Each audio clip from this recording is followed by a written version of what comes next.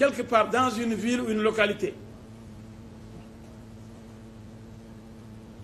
je pars avec une seule voiture, je pouvais amener une dizaine, une centaine de véhicules. Non, je n'étais pas en campagne électorale, mais en campagne de parrainage. La loi ne me permet pas d'occuper la voie publique. Je pars avec mon chauffeur sans garde-corps, seul, parce que c'est la rencontre entre le peuple et moi, seul. Je vais voir si le peuple même, si le peuple de Koungheul, de Kaffrine, de Sédhiou, de Tambacounda va me recevoir, si le peuple de Diofior va me recevoir ou s'il va être hostile. Et quand je me présente avec ma voiture, les gosses viennent à l'entrée de la ville, ils me dirigent vers l'endroit où mes militants et mes sympathisants se sont regroupés pour me réserver un accueil chaleureux. Je viens et je trouve un monde fou, alors que je suis venu uniquement pour le parrainage. À Bandafassi, à derrière Kédougou, on m'a dit que vous êtes le premier à venir ici. Parmi les candidats. Je crois que jusqu'à présent, aucun autre candidat n'a mis les pieds à Bandafassi. Tout de suite, nous avons l'ex-tiep.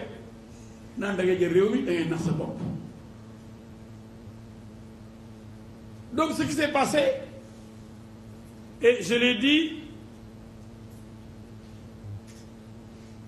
nul ne peut se prévaloir de sa propre turpitude. Nous les candidats, nous avons accepté l'inacceptable. Dès lors qu'on parle de tirage au sort, on sort du domaine du rationnel. On sort du domaine du sérieux et de la rigueur. On est en plein dans la loterie. Tirage au sort. Mais c'est comme si les Sénégalais ne se rendent pas compte de cette idiotie. Tout le monde accepte d'être idiot. Y compris moi-même. Je n'aurais pas dû participer à cette élection. C'est comme si on nous a marabouté pour accepter d'être idiot. Personne n'a vu que nous allons vers une élection loterie nationale. Une élection présidentielle, loterie nationale. On va élire un président sur la base de la loterie. Ça risque de se produire. Des candidats sérieux, comme El Hadji Diouf, ont été victimes des doublons. Est-ce qu'ils sont responsables de ces doublons? Ce sont ceux-là qui ont parrainé El Hadji Diouf et qui ont parrainé d'autres candidats qui sont responsables et qui sont punis par la loi.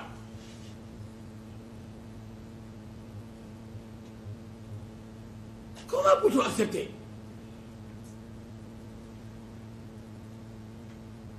Cette grosse farce, deux candidats ayant fait le tour du pays, ayant répondu à l'exigence de la loi, c'est-à-dire le dépôt de entre 0,6 et 0,8%. Vous déposez 44 000, 55 000 comme nous, 55 000, 11 100 de plus. On nous dit oui, finalement, vous avez 6 000 et quelques d'éléments qui ne sont pas connus, qui sont inconnus du fichier électoral. 8 521 doublons. Finalement, pourtant vous avez une marge de 11 100. 6 plus 8, ça fait 14. Vous avez perdu 14 000. Vous allez chercher 3 000 et poussières.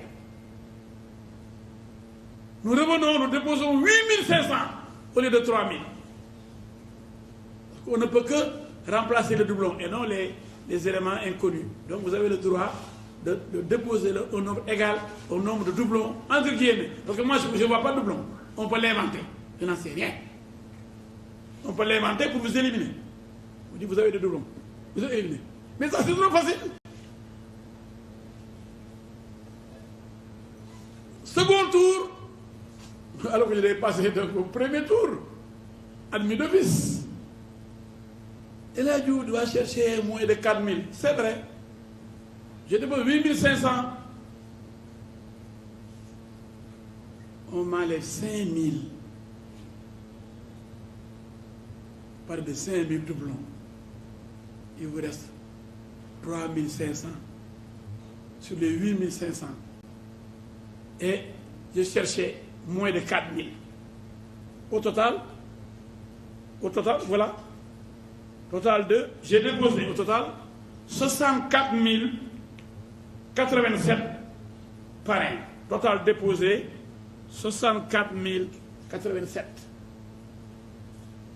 C'est pourquoi celui qui dit El Hadji dafa manqué leen da ngay fen carrément ku taxawoon dama manqué leen rek da ngay fen billaahi lan laa manqué la ñu laaj ma ñeent fukki junni ak ñeent ma joxe juróom fukki junni ak juróom ak juróom fukk ak juróom-ñaar fukk ñeent fukki junni lañ ma laaj xam nga déjà ñeent fukki junni daa bëri ñeent fukki junni nit lañ ma laaj ma joxe juróom fukki junni nit ak juróomi junni 55 570 ak juróomi téeméer ak juróom-ñaar fukk ma joxe juróom fukki junni juróom fukki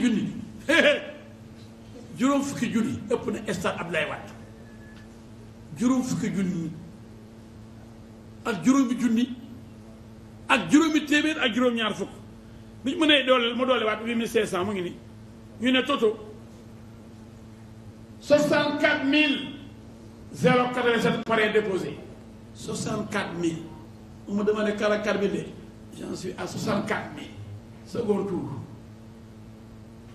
55 570 plus 8 500 je suis à plus de 64 000 ils me disent 7 100 non identifiés au fichier doublon interne 0 premier tour comme second tour 0 doublon interne 0 doublon interne. Doublon interne, c'est quoi? C'est mettre un nom 2 fois. Se tromper, mettre Amadou Ndiaye 2 fois. Sur les 44 000, aucun doublon interne. Donc on avait un logiciel, on avait pris 10 informaticiens qu'on payait, on avait loué 10 ordinateurs, on avait une vingtaine de gosses qui travaillaient en équipe nuit et jour. Les gens sont là, ils ne me laisseront pas mentir. Bibo, lui, dormait chez moi. C'est lui qui coordonnait l'équipe technique des jeunes qui s'occupaient de l'informatique et des fiches. Donc, doublon externe, 13 452. Hey, 13 000 doublons externes. Fukki junni ak ñetti junni yoo xam ne yaa ngi ko bokk ak ñeneen. Total des parrains validés 43 505. On demandait 44 000. Même si on devait repêcher, je suis le premier recalé parce que personne n'a eu 43 000 par mois pour être recalé. Malgré tout ce qu'on a fait pour me retrancher, pour me retirer 13 000 doublons externes et 7 130, ça fait 20 000, 21 000 qui ont été annulés. Alors que c'est de bons parrainages. Je me retrouve avec 43 505 parrains validés. On me demandait 44 000, je suis à 43 505. C'est pourquoi je dis, voilà un système, vous avez vu des éléments, voilà un système injuste, un système insolite, un système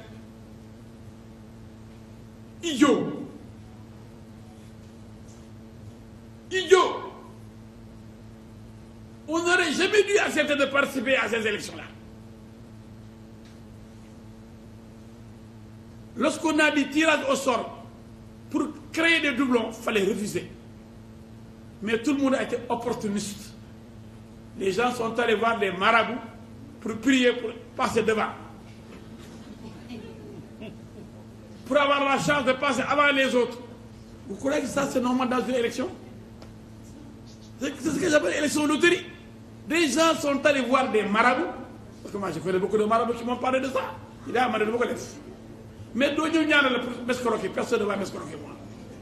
Pourtant ñaanal nañ jiw de, pourtant yow jiw nañu nangam de. Man ci nekkuma ci yooyu. Les gens vont voir des marabouts pour passer les premiers pour ne pas avoir de doublons. Finalement,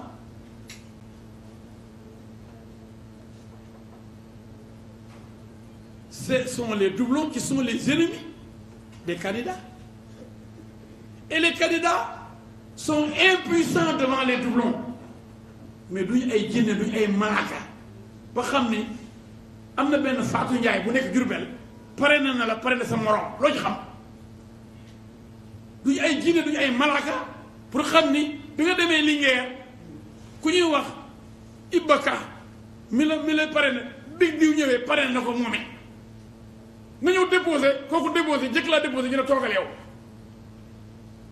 Ce qui est plus grave, des gens sont restés chez eux, ont acheté des parrainages. Vous faites le tour du pays. Celui qui vous avait parrainé, on lui donne de l'argent, il envoie des parrainages à ceux-là qui ne se sont même pas déplacés. Et si on fait le tirage, ces gens, s'ils ont de la chance, ils passent devant vous, vous qui avez fait le tour du pays, pour recueillir les parrainages. Vous croyez que ça, c'est une élection sérieuse?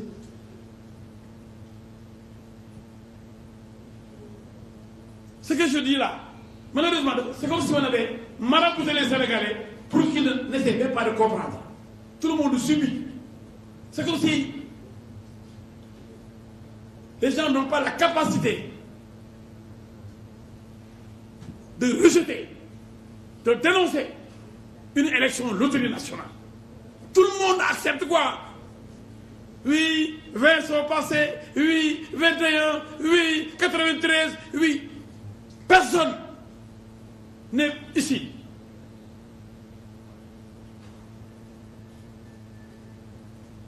En mesure de dire que cette élection est une élection normale. C'est une élection de fous. Une élection de fous. Je dis ça sur nulle part dans ce monde-là. Depuis que le monde existe, cela n'a jamais existé. Parce que nous sommes aujourd'hui peut-être un peuple malade, incapable de comprendre, incapable de discerner, incapable de réagir pour dire non, arrêtez ce cirque-là. On n'acceptera plus des loteries, des tirages au sort pour passer avant. Hein, si quelqu'un passe, hein, alors que c'est le dernier à avoir peut-être le parrainage, vous avez été le premier à l'obtenir sur le terrain, il passe devant vous. Monsieur, vous êtes éliminé parce que l'autre là, qui est venu avant vous, a montré les mêmes parrainages, donc vous ne pouvez pas participer à ces élections. Mais c'est idiot! C'est idiot! On est malade et personne ne dit rien. Tout le monde reste mensonge. On va voir quels sont les candidats qui vont passer aujourd'hui. Personne n'a plus de mérite ici qu'un autre candidat. Aucun candidat retenu n'a plus de mérite que les candidats de Calais. Il doit même avoir honte. C'est-à-dire que nous sommes 20 opportunistes, oui. J'aurais dû dire non, on ne va plus participer à ces élections. Nous voulons nous rendre compte que ce système-là, le système de loterie, ne doit pas élire un président de la République. Les autres là qui sont recalés, ils ont des doublons. Nous aurions pu être à leur place. Si on nous avait appelé derrière eux, on aurait eu les mêmes doublons et nous ne serions pas là en train de compétir. Nous sommes un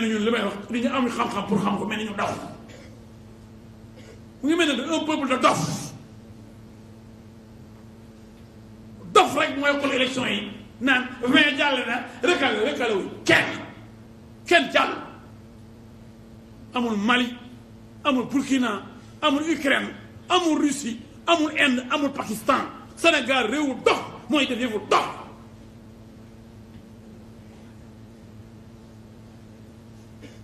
ñëpp di miig di bot naan nañ dem yónni sunu représentant yi ñu ñaa ngi dem di xool ñan ñooy jàll ak ñu jàll même man ci dof yi laa bokk parce que waru mën a nangu loolu j'ai dit à commencer par moi-même je l'ai dit dès le début on n'aurait pas dû accepter de participer à ces élections-là depuis qu'on nous a parlé de tirage au sort donc de loterie nationale. Une élection loterie n'est pas une élection c'est du n'importe quoi. Mais prenez par exemple Amadou Ba, prenez Karim Meïssa Wade, prenez Habib Sy. On a accepté leur parrainage, n'est-ce pas? Même Karim Wade, on avait accepté son parrainage parce qu'il a présenté 13 députés.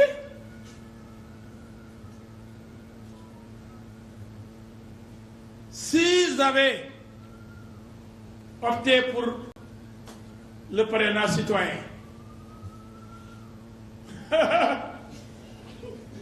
Amadou Ba aurait pu ne pas être candidat.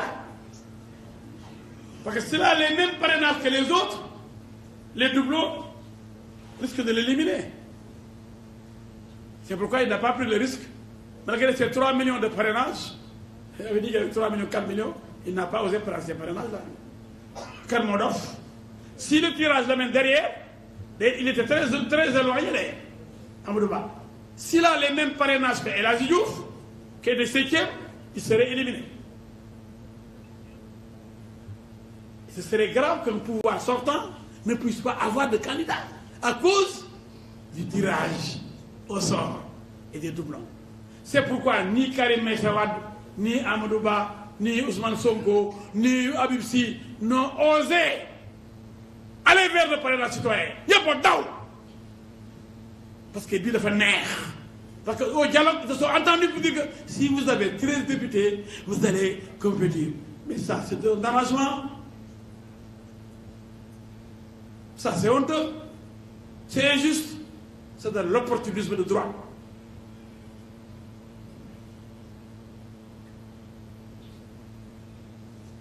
Les candidats ne sont pas égaux devant la loi. Pour l'option des députés, il n'y a pas de tirage au sort.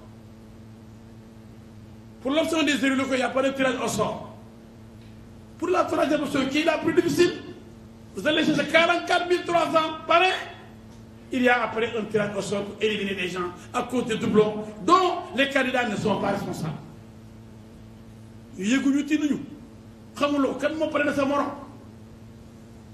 C'est un risque. Et vous venez, ah, Djamba, qui a les gars à Bokatolo. Alors, il y a des députés, il y a des élus locaux, il y a des tirage au sort. Est-ce qu'il n'y a pas une inégalité des candidats devant la loi? Dans le même système de parrainage, il y a injustice, il y a inégalité. L'option des députés, il n'y a pas de tirage au sort. L'option des élus locaux, il n'y a pas de tirage au sort. Mais l'option la plus difficile des parrainages citoyens, il y a tirage au sort. Malgré la recherche de 44 300 dans le pays. Ce qui est plus difficile que 13 députés quand même.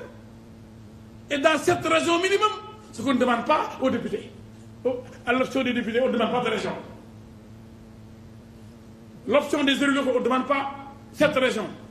Mais l'option des parrainages citoyens, il vous faut assurer 2000 minimum dans cette région. Et ensuite avoir 44 300 à déposer. Vous déposez tout ça. On vous dit, quelque part, il y a Dieu qui nous roule. L'autre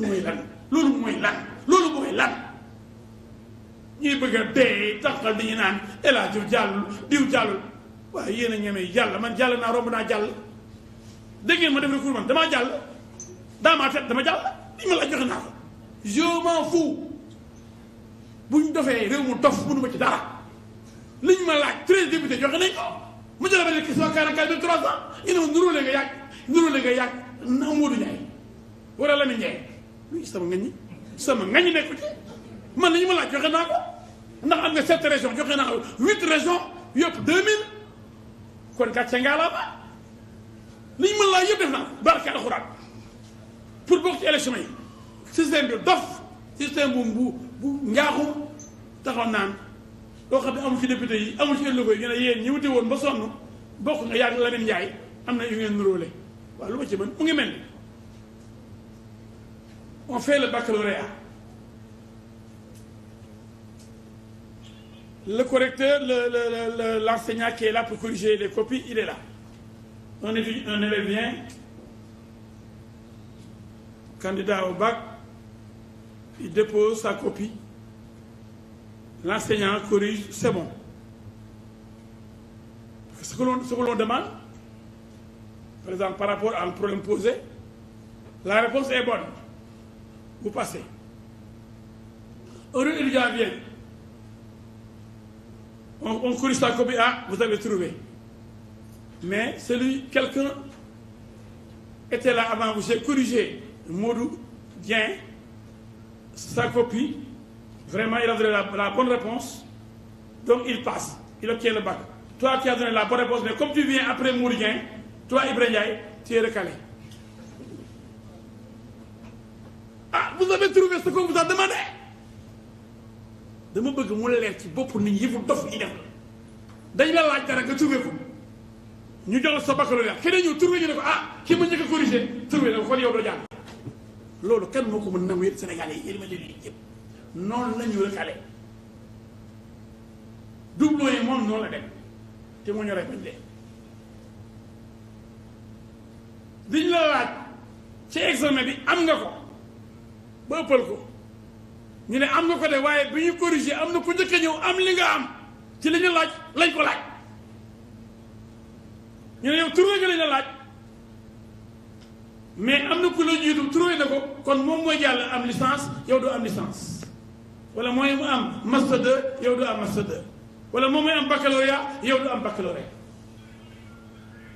mais gars yi ka leen dof ñëpp nekk dof réew mi yëpp dof kenn du xool yëfu dof yooyu di def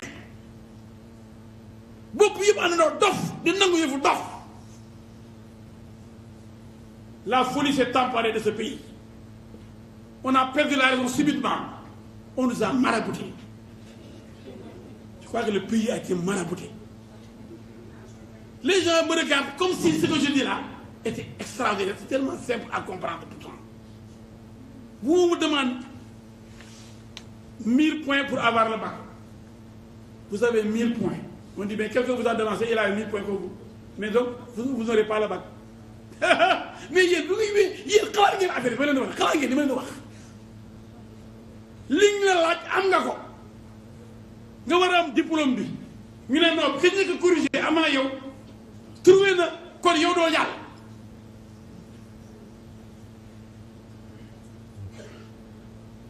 ñëpp xulli seen bët di jox ci loolu dara loolu koo mën nangu yëfu dof nañ ko mën a nangoo yëfu dof nañ ko mën a nangoo yëfu dof nañ ko mën a nangoo moo dof ñeneen dof ñaan nangu yëfu dof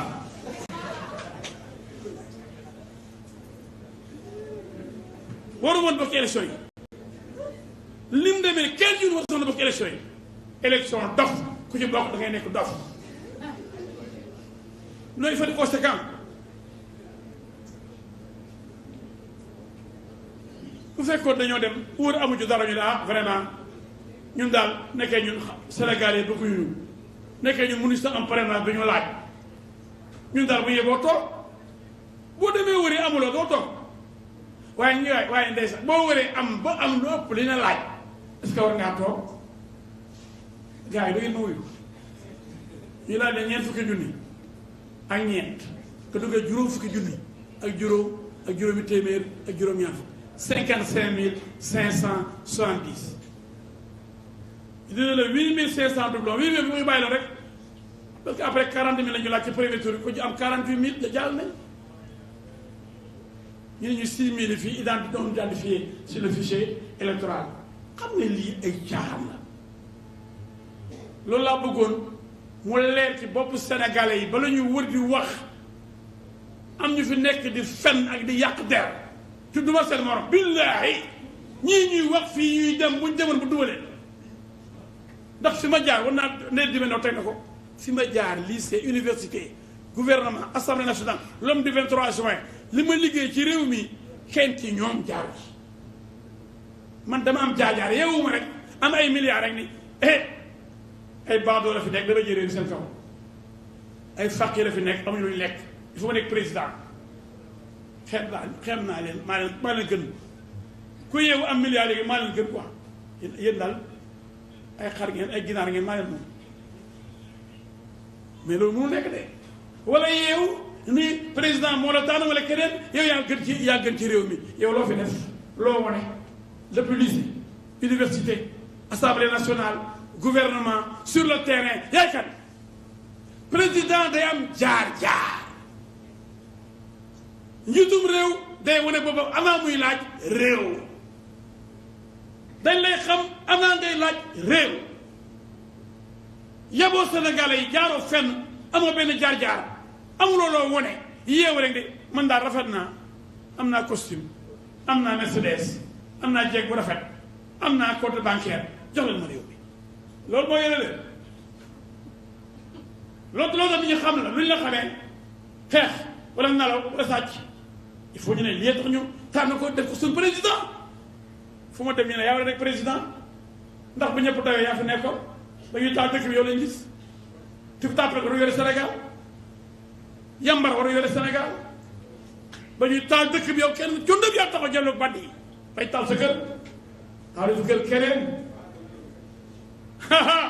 kii jëloog bandi yi ba bandi yi complot pour taal këram xam nañ ko ki doon duma bandi yi di leen duma bañ da ko yàq lu mel ne xamee da ko dalee Canada da ko dalee Amérique seen bande yooyu di nekk net bi saaga nit ñi da ko dalee kooku nekk Paris ak seen groupe bi nekk fi Sénégal suba ngoo ñoom ngay saaga internet bi di ma fenal di ma sosal foog damay dellu ginnaaw mukk bay duur rek jàlloog ñoom rek ñu ne buñ taalee këram mu daw ma gën a jàlloog ñoom rek su réew mi dafa yow tapet ndax léegi jihadisme salafisme reykati nit ñi ma ni salafiste yi rebelle yi reykati nit ñi ñoo bëri ci Afrique surtout suñu zone bi ceinture de feu ku ne amul fit amuloo xam-xam amuloo jaar-jaar mënuloo yore suñu réew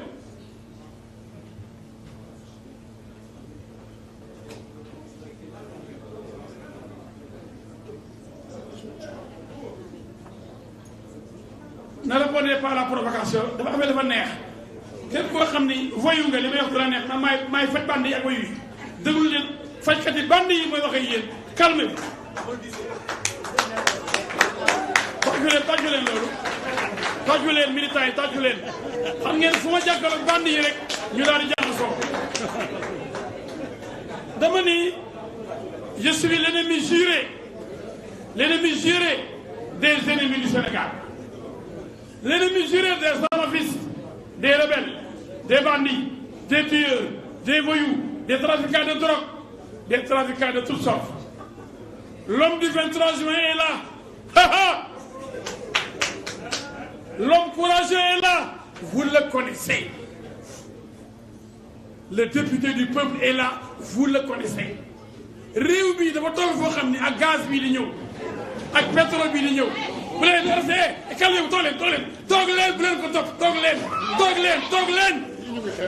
on est police on est police la police est dehors on est police police bi dehors la police est dehors calmez-vous on est police jël leen calmez-vous toog leen calmez-vous dañuy jàpp yóbbu direct la prison calmez-vous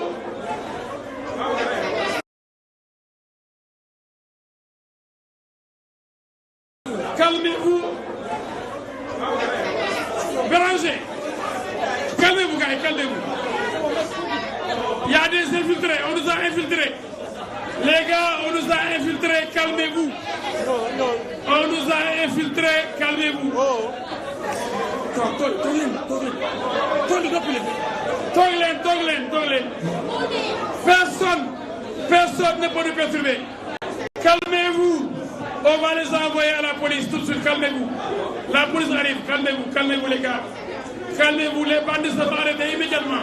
Calmez-vous. Je les comprends, ils ont infiltrés. Mais calmez-vous, on va continuer.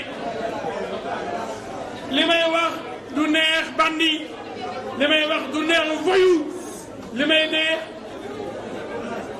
si c'est pas fini bu ma kenn yàq ku ma ne fii ma saaga la dégg nga li may wax du ma oote fii di wax Sénégalais yi am ñu ma c'est fini ku fini ko dem sa yoon je travaille avec les Sénégalais dama ni ceux qui nous ont infiltrés on n'a qu'à les arrêter. Béranger arrêtez-moi ces gens-là Béranger Pape Ngom Béranger arrêtez-moi ces gens-là, envoyez-les en prison. C'est des voyous, les voyous c'est la prison. Bon, je continue.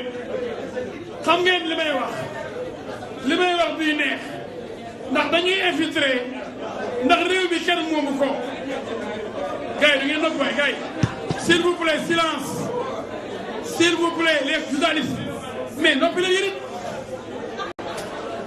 ceux qui ne veulent pas rester ils n'ont qu'à partir mais restez au travail dama ni li may wax ku neexul mën ngaa dem li may wax du neex kuy bandi du la neex kuy voyou du la neex kuy sàcc du la neex kuy saytaane du la neex l'homme du 23 juillet est là l'homme de vérité vous le connaissez personne ne peut m'impressionner calmez-vous donc je continue kon mbokk yi maa ngi métti li fi amoon léegi maa ngi leen di ñaan ngeen toog xam ni kenn mënuñu infiltrer ku fi ñëw pour yàq dina la yàq ku fi ñëw pour tooñ dina duma ku fi ñëw pour tooñ dina duma ku fi ñëw pour yàq dina la yàq fii du fu ñu yàqee ba pare demee noonu ku fi ñëw pour décorer dina duma dina la ñaf donc je continue Sénégalais de Sénégalais c'est vrai que l'heure est grave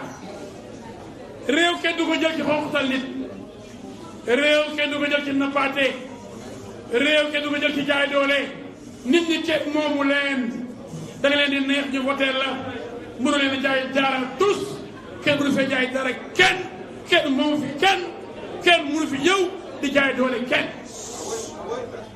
ceci étant dit ñu del dorow yoo ngeen parce que ñun duñu ay tapet ñun duñu ay tapet ñun duñu ay yambar ñun ku ñu tooñ ñu duma la ku ñu saaga ñu yar la ku fi jël def ko nañu rëq sa ndigg il faut que ça soit clair c'est le candidat de la sécurité ce n'est pas pour rien que je m'étais autoproclamé candidat de la sécurité xale buy réew dama lay duma mag mu réew mu duma la ku dof dof ñu faj la loolu moo tax a jóg maintenant on revient au parrainage et à l'élection je n'ai pas fait de recours pour ne pas être ridicule j'ai dit qu'on n'aurait pas dû accepter le tirage au sort nous l'avons accepté c'est un tirage au sort injuste et inacceptable pourquoi maintenant faire de recours nul ne peut se prévaloir de sa propre turpitude mani boo nangoo sag ndof dafay ba nangu ñu naan dañuy def tirage ku njëkk a jàll mu dee am na li nga am yow boo ñëwee ñu dàq la loolu bañ ko nangu wala xam ni dem ay recours yëfu dof la waruñu mën a bokk ci élection yi ñuy wax ñu ne dañuy seeti Macky Sall lu ñu doyee Macky Sall mais ñi waxoon ne Macky Sall daa dugal loxoom ci justice bi Macky Sall mooy manipuler justice ñooy dem ni Macky Sall waxal ak conseil constitutionnel mi nga xam ni mooy justice waaw gars yi Sénégal yi kañ lañ leen liggéey ba ñu dox sama gars yi demoon seeti Macky Sall dañoo daanu complètement ñu ne l'exécutif na wax dëgg le judiciaire na Macky dugal loxoom ci justice li conseil constitutionnel atte na wax ak ñoom ñu xool ndax ñoo ne bokkaat man mi leen mën ñoom ñëpp ma leen mën ñoom ñu def dëggu yëpp ak ñi gañe ñëpp tous les 83 candidats du ma ci moroomu kenn amul A amul B maa leen mën ñoom ñëpp macha allah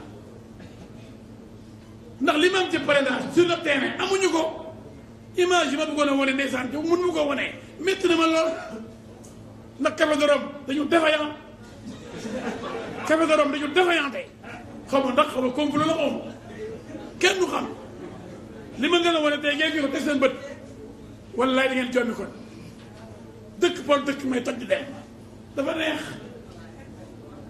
ku ko def fi ma jaar ku fa jaar takk bañ fi ma jaar ku fa jaar takk bañ yomb na da nga am say télévision am say site internet am sa xaalis ñu di répéter chaque jour il faut ni am nga nit fekk presque am réseaux sociaux nga am amuloo xol yi je suis le président des cœurs le candidat des cœurs le candidat des Sénégalais qui m'ont vu le défendre nuit et jour dans ce pays bi mu méttee ba métti maa fi nekkoon kon golo yi cëppi nañ toog golo yi duma seen morom bi mu méttee ba métti benn nit lañ gis bu taxaw nekk le général El Hadji Diouf défenseur du peuple sénégalais ngeen xool ni Sénégal yi dañoo def ma jàng ëpp leen xam-xam avocat international ancien ministre ancien député député du peuple l'homme du 23 juin celui qui est proche des populations le candidat de la sécurité may laaj réew mi ñuy hésité ci ma mën leen ñoom ñëpp nañ ni kii moo la mën candidat yëpp dañoo gën a 93 candidats yi ñu ma kii moo la mën ba muy nekk ministre Amadou Ba mu ngi nekk impôt et domaine 2006 ba 2012 2013 ba muy nekk ministre bu na Abdoulaye Dione mu doon directeur cabinet Macky Sall premier ministre ba muy nekk ministre ku xamul ay Mame Boye Diao ku déggum tur Aly Ngouille Ndiaye en 2006 dañoo gaaw a fàtte am complexe maa leen njëkk a dégg monsieur le ministre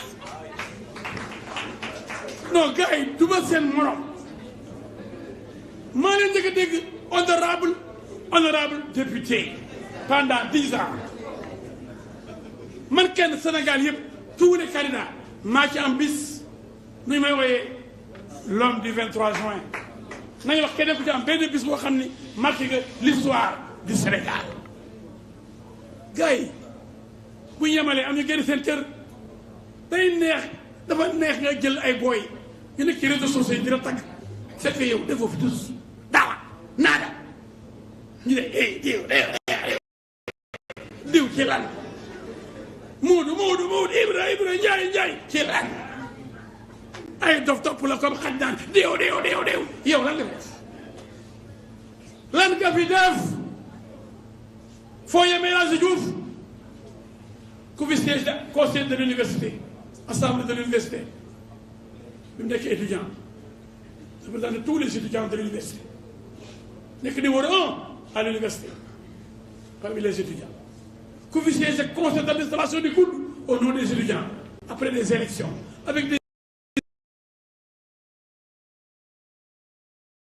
urnes dans les facultés El Hadji Diouf gars yi dugal seen morom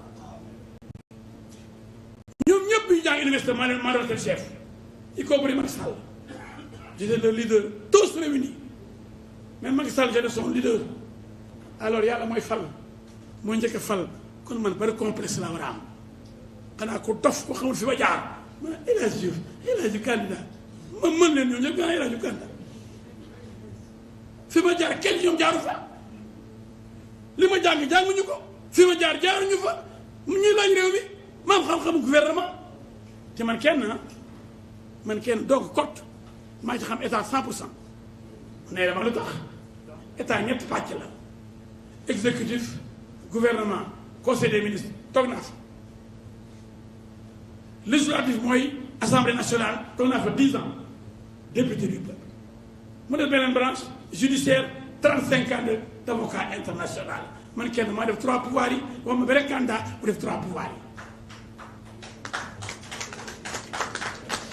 L'État est composé de 3 pouvoirs.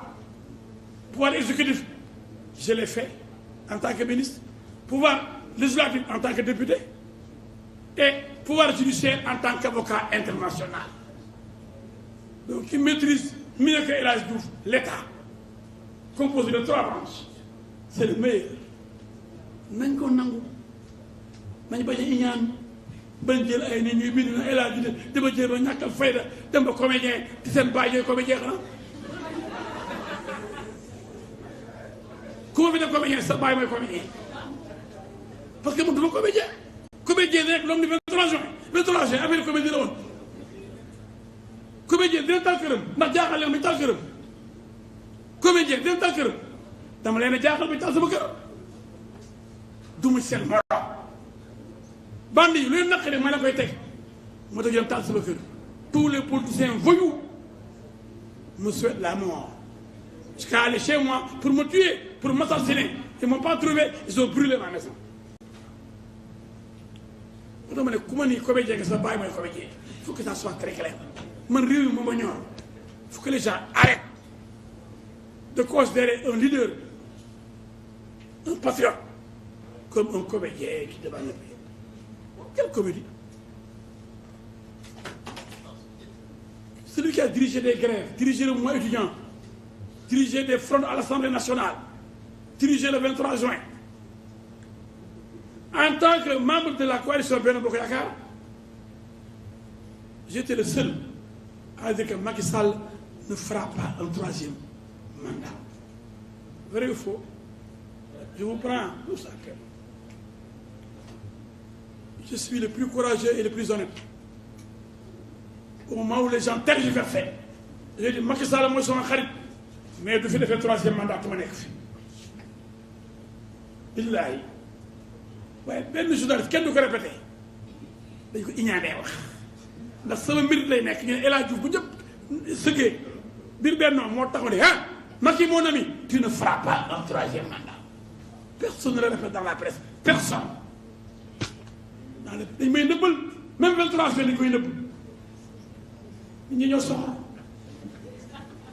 j'ai vu une image où on disait ouais ñi ñoo soxor on l'a montré après mon élimination c'est un montage de ces voyous là xam nga kàddu gi je l'ai dit bi ma déggee ñu ne ku dee si yaa juraat j'ai dit ouais juróom-ñeenti weer fukkee ba xaw laa kaaj nga yore sa doom di ko topp ba mu màgg yéen ko ci tali bi mu dee ñu dem leen dee ku dee si yaa juraat waay ñoo soxor ils ont parce que c'était pour leur élément là ils ont repris ça contre moi.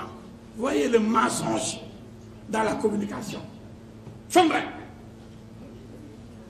montage rek man ko fekk ma naan waaye ñu soxor lu ñu soxor ñu on a été idiot fou wala ñuy dox suñu dof ba ñu éliminé ñu lu ñuy wax defu ma recours dama kontaan je suis très fier de cette campagne de parrainage. Parce que j'ai pu rencontrer des millions de Sénégalais qui m'ont montré leur estime, leur admiration. J'ai rencontré mon peuple. Voilà la joie. Femme Karitana, il y a bien montage. Ça, c'était par rapport à celui qui disait que Koudé, c'est Yaïdura. Koudé, tu ne viens plus, il faut que tu la gagne. ñu ne la ku dee sa yaa jura ay waaye ñi ñoo soxor ils ont coupé ça dem defal ma ko yaay takk di ko def tendance espèce de voyou réew mi réew fen la léegi quoi réew fen réew manipulation réew mensonge réew saytaane